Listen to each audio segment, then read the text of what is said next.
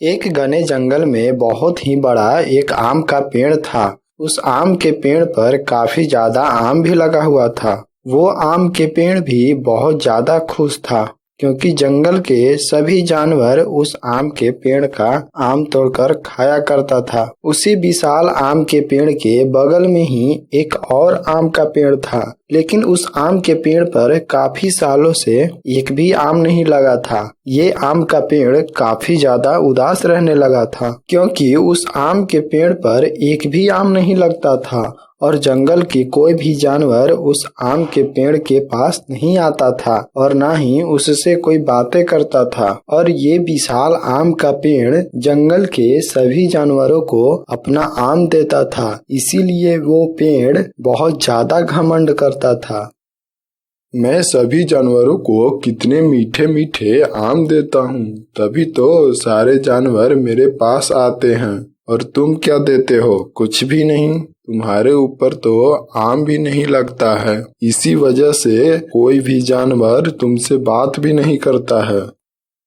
पर विशाल आम के पेड़, इसमें मेरी क्या गलती है? मुझ पर आम नहीं लग रहा है तो इसमें मैं क्या कर सकता हूँ? मैं सभी जानवरों को आम देता हूँ, तभी तो सभी जानवर मेरा ख्याल रखते हैं। पर तुम तो जानवरों को कुछ भी नहीं देते हो और फिर भी तुम चाहते हो कि जानवर तुम्हारा ख्याल रखे। मैं कहाँ विशाल आम का पेड़ हूँ और तुम कहाँ गंजे आम का पेड़, जिस पर कभी आम भी नहीं लगता है। वे आम का पेड़ विशाल आम के पेड़ की बातें सुनकर काफी ज्यादा उदास हो जाता है। उस जंगल में एक टीटू चूहा ही था जो उस आम के पेड़ का ख्याल रखता था और उस आम के पेड़ से बातें करता था।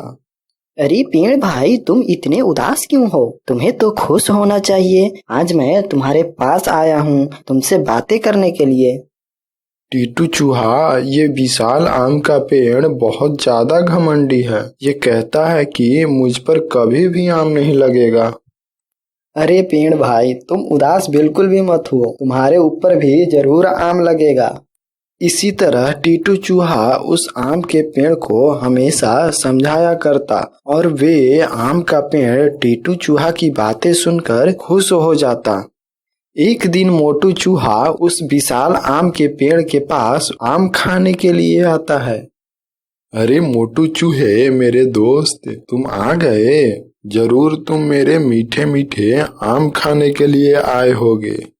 हाँ हाँ पेड़ भाई, मैं तो आपके मीठे मीठे आम खाने ही आया हूँ। आप पर लगे आम इतने स्वादिष्ट होते हैं कि मैं तो इतने सारे खा जाता हूँ और मुझे पता भी नहीं चलता। हाँ मोटू भाई, तुम्हें जितने आम खाने हैं उतने खाओ, क्योंकि मुझ पर लगे आम कभी खत्म नहीं होगा।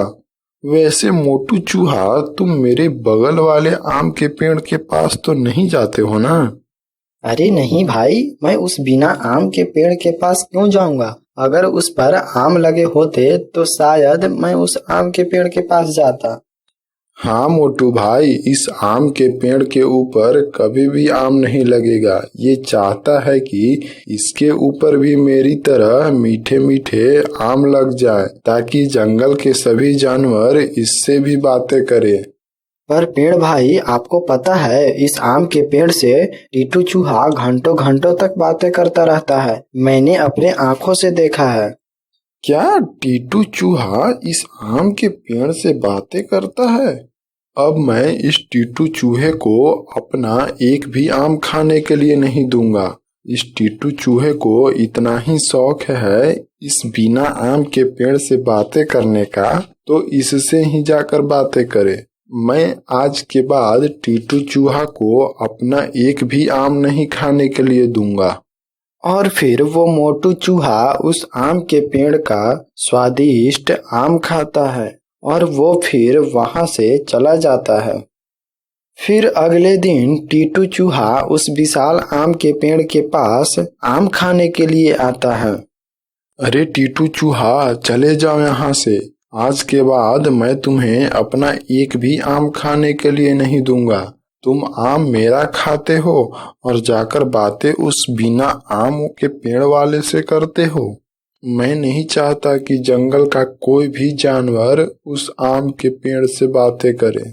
मैं चाहता हूँ कि जंगल के सभी जानवर सिर्फ मुझसे ही बातें करें, क्योंकि मैं सभी को आम देता हूँ। अरे पेड़ भाई, आपको तो इस आम पर बहुत ही ज्यादा घमंड है। देखना, आपका ये घमंड एक दिन जरूर टूटेगा। आप ये मेरा बात याद रखिएगा।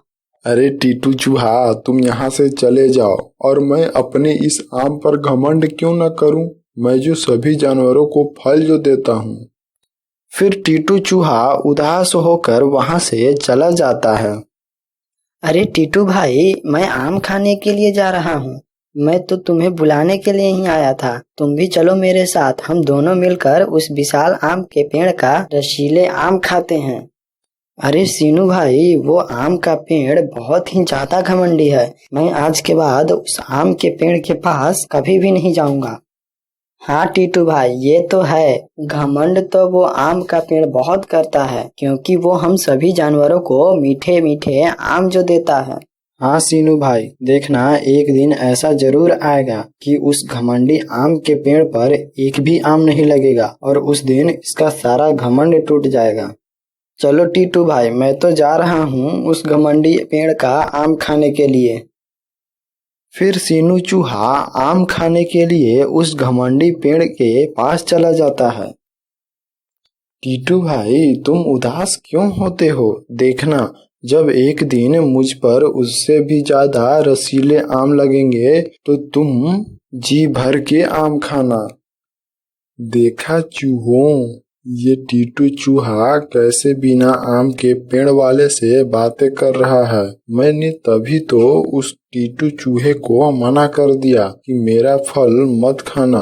अगर उस टीटू चूहे को उस पेड़ से बातें करना है तो करे, मगर वो मेरा आम नहीं खाएगा।